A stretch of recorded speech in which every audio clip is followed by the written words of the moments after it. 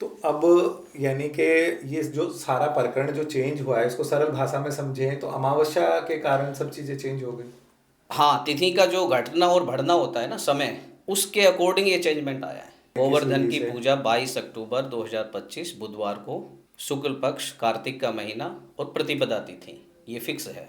और भैया दूज की यदि बात करें तो उनमें किन किन बातों का नरेश जी ध्यान रखना देखिए, चाहिए, और अब ये परंपरा जो है वो पुरानी तो है लेकिन अब प्रचलन जो है ज़्यादा है, तो किस विधि से, क्योंकि काफ़ी सारे लोगों को उस विधि का भी नहीं पता।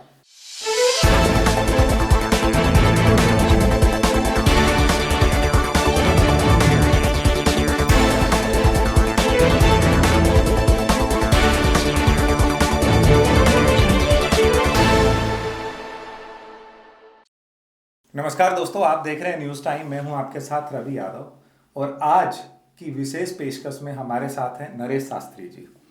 नरेश जी का परिचय मैं आपसे करवा दिया, लेकिन नरेश जी के साथ आज हमें वार्तालाप की ज़रूरत क्यों पड़ी? दो बड़े कन्फ्यूज़न हैं। दिवाली जो है वो 20 अक्टूबर की मनाई जा रही है। पूरे जो विद्वान थे बनारस के या अयोध्या के सभी लोगों ने और शास्त्री जैसे लोगों ने भी डिक्लेयर कर दिया कि 20 को दिवाली होगी। उसके अगले दिन गोवर्धन, और उससे अगले दिन की बात करें तो भैया दूज की परंपरा है। लेकिन इस बार उनमें भी जो है कुछ ना कुछ भ्रम पैदा है। तो इन सब पे प्रकाश डालने के लिए जो है हमने शास्त्री जी को आज आमंत्रित किया है।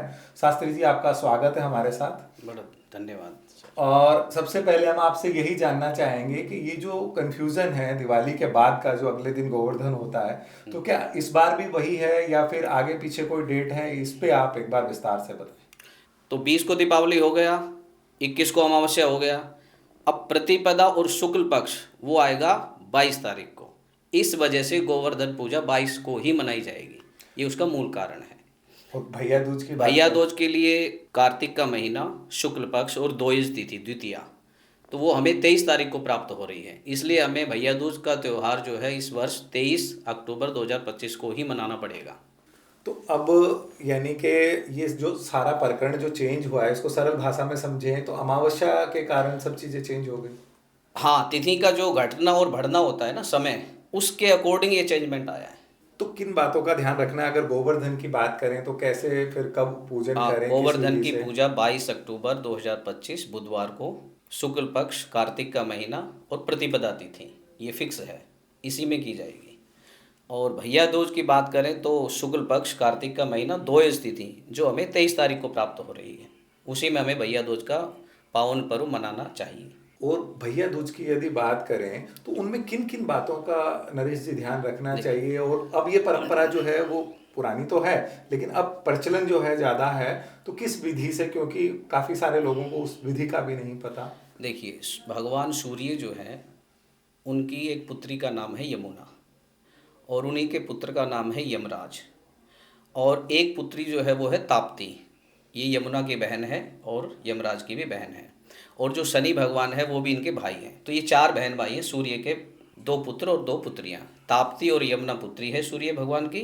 यम और शनि जो है वो सूर्य भगवान के पुत्र हैं। तो ये जो कार्तिक मास की शुक्ल पक्ष की द्विज जो तिथि है, इस तिथि में यमराज अपनी बहन यमुना के यहाँ जाते हैं, वहाँ पे वो भोजन ग्रहण करते हैं, और बहन जो है यमुना इनको तिलक करती है, इनको आशीर्वाद देती है। उस समय से ये प्रथा हमारे भारत चलिए में आ रही चली है। आ रही है।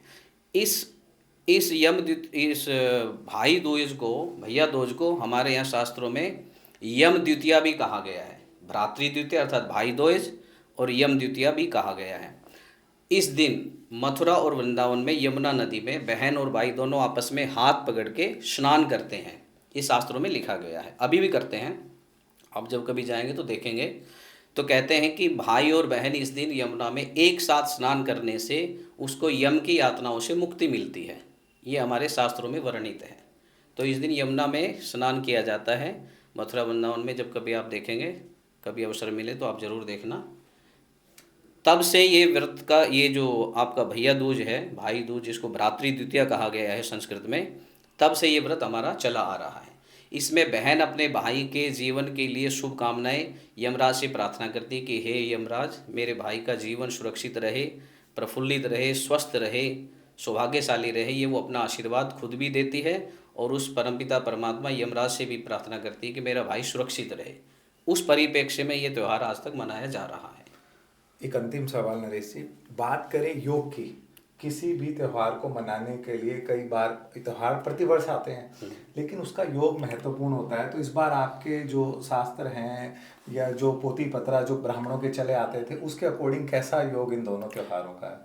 अच्छा योग है, क्योंकि प्रतिपदा होना इसमें गोवर्धन में और बुधवार का होना श्रेष्ठ है। और ये जो अपना भाई दूज है ये बृहस्पतिवार को है, तो बृहस्पतिवार अपने आप में गुरु महाराज का वार है, तो ये अपने आप में बड़ा सौभाग्य है, बड़ा अच्छा योग है ये। तो आपने सुना नरेश जी ने कितने विस्तार से और सरल तरीके से हमारे दर्शकों को ये समझाया कि ये जो दोनों योग हैं वो बेहद उत्तमकारी हैं, यानी कि आपको फलदायक हैं, और आप जो है इसमें अपनी उपासना जो है भगवान श्री कृष्ण की कर सकते हैं। और साथ ही साथ जो है एक बहन और भाई का अटूट प्रेम, रक्षाबंधन के बाद यदि दूसरा माना जाता है तो वो भाई दूज का माना जाता है।